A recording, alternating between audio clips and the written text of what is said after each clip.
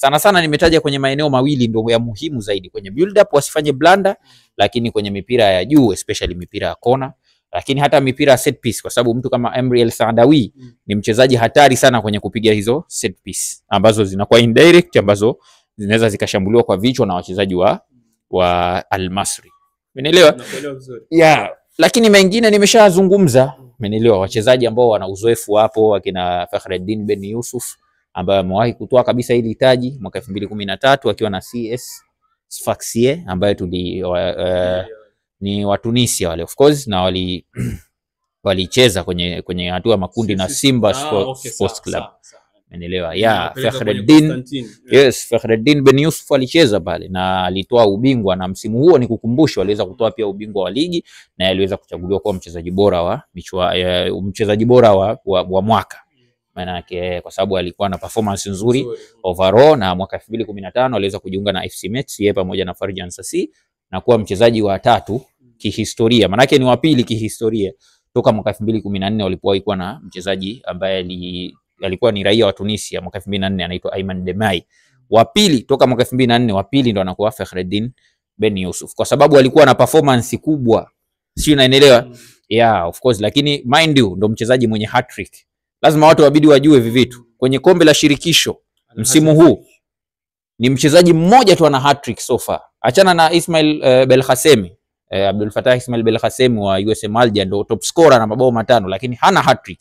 Mchezaji ambaye ana hat-trick anacheza na Simba kwenye hatua ya robo finali anaitwa Fakhreddin Ben Yusuf, ndo hat-trick ya kwanza kwenye historia ya Al Masry kwenye hatua ya makundi ya kombe la shirikisho barani Afrika. Kwenye hatua ya makundi, manake kwenye qualification washawahi kufunga hat-trick mwaka 2019 dhidi ya Malindi FC. Umeelewa? Nafikiri watu wanakumbuka hat-trick hiyo iliweza kufungwa na Mahmoud Walid Ben Said au Wadi.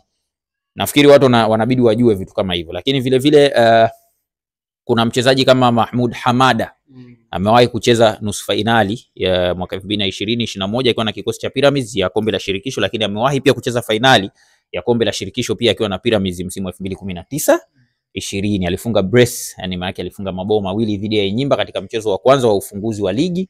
Na labda niwaambie tu kitu kimoja, yale mabao 2 katika ufunguzi katika mechi ya kwanza ya ufunguzi wa makundi yanamfanya kuwa mchezaji wa pili wa Al Masry kufunga mabao 2 katika mchezo wa ufunguzi wa makundi toka alipofanya hivyo mwana mmoja anaitwa Ahmed Goma mwaka 2018 alipofunga UD Songo. Lakini overall inakuwa mchezaji wa 3 kufunga brace kwenye mchezo wa kombe la shirikisho hatua ya makundi, ukijumlisha na ile hat-trick inamaanisha brace ambayo aliwahi kufunga Augustine Amutu mwaka 2018 dhidi ya FC Nouadhibou. Kwa hiyo huyo ni mchezaji wa pili wa kuchungwa, umeelewa, kuelekea kwenye huu mtanange. Lakini kuna mwamba mwingine ni fundi vibaya mno. Al Masry anaitwa Abdurrahim Bernoum. Abdurrahim Bernoum. Huyu jamaa kwanza ana insights zote za kuwa playmaker. Ni mchezaji ambao alimsajili kutokea ES Setif msimu wa 2022-23. Huyu jamaa ni Mwalgeria.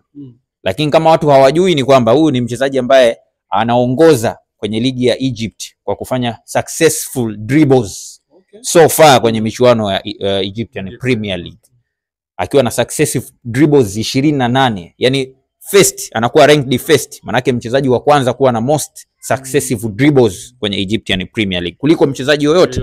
Kuna wachezaji wanasifika kwa kufanya dribbles akiwemo Imam Ashu, lakini amemzidi parefu kwa sababu Imam Ashu ana successive dribbles 22. Kwa hiyo nafikiri unapata picha jinsi gani ambavyo jamaa ni fundi. Lakini kama uliangalia mchezo kati ya Al Masry na Black Bulls Maputo, bao la pili ambalo lilifungwa na Fakhreddin Ben Yusuf ambaye nimesema alifunga hat-trick, aliliseti yeye kwa sababu yeye ndo aliweza kupiga mpira mrefu, aliswitch uwanja kwenda kwa Karim Bambo kabla ya Karim Bambo kuweza kutoa assist kwa Fakhreddin Ben Yusuf. Kwa tafsiri hiyo, huyu jamaa wasimuache akaamua anachotaka kuamua kwa sababu ana uwezo na ana maelewano mazuri sana na Salah Mohsin. Kumbuka nawaambia kitu kimoja, Salah Mohsin bado hajafunga bao. Kwenye ligi kule ana mabao 7, of course ni watatu. Ni 4 maana yake 4 kwenye ile list ya wafungaji bora wa Premier League, ikiongozwa na Imam Ashu mabao 9, alafu anafuata Omar Faisal wa National Bank mabao 8, ametai pamoja na Nasir Manzi mabao 8. Anakuja yeye. Lakini huku kwenye kombe la shirikisho ndo anatafuta bao lake la kwanza. Simba watakuwa wamchunge sana Salah Mohsin kwa sababu mwaka 2018 watu wabidi waelewe. Kuna mwamba anaitwa Mahmoud Said Wadi, nimetoka kumtaja, alifunga hat-trick dhidi ya Malindi. Alienda mechi zote za makundi pasipo kufunga bao. kisha akaenda kufunga mabao yote mawili katika hatua ya robo finali. Manake Misri alifunga bao moja na kule Algeria alifunga bao moja. Katika score ile ya bao 1-0 katika tai zote mbili, na kuwa mchezaji aliweka record ya Al Masry kuweza kushinda mechi zote mbili kwenye hatua ya robo finali kihistoria, manake baada hapo hawajawahi kushinda tena mechi zote mbili kwenye hatua ya robo finali. Kwa hiyo yasije akajirudia ikatokea wakamwacha Salah Mohsin ambaye anatafuta bao lake la kwanza kwenye michuano hii akapata na kuadhuru Simba kama alivyofanya Mahmoud Said Wadi. Kwa hiyo hivyo ni vitu ambavyo Simba Sports Club wanapaswa kuviangalia kwa jicho la samani nimekukatisha, sio kuhusiana na magari, sijui try again anaendesha sijui gari la nini.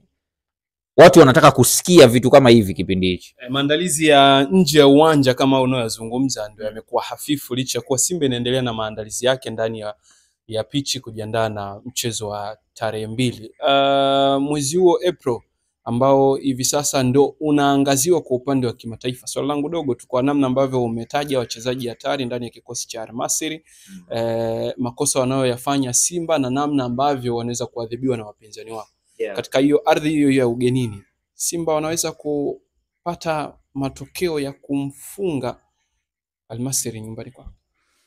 Unajua, kwanza ikitokea Simba wamepata matokeo ya kumfunga Al Masry, automatically inakuwa timu ya kwanza kufanya hivyo kwenye hatua ya robo finali toka walipoanza kucheza robo finali mwaka 2018. Timu ya kwanza. Na ikitokea Simba hawaja concede bao lolote, inakuwa pia the same. Anakuwa timu ya kwanza kuto concede bao dhidi ya Al Masry kwenye hatua ya robo finali. Mind you, hatua ya robo finali, kwa sababu Vita Club mwaka 2018 aliwahi kwenda pale na akatoka sare ya bao 0-0. Hakufungwa. Mechi ya kwanza ilikuwa 0-0, mechi ya pili anaenda kule Kongo anafungwa 4-0 Al Masry, na kwa kipigo kikubwa zaidi cha pili kikubwa zaidi kwa Al Masry kwenye knockout stage, lakini cha pili kihistoria kwenye hatua ya mtoano wa kombe la shirikisho, nyuma ya kile ambacho aliwahi kukipigwa Zamalek 5-1 dhidi ya Etoile du Sahel mwaka 2015. Si unaelewa?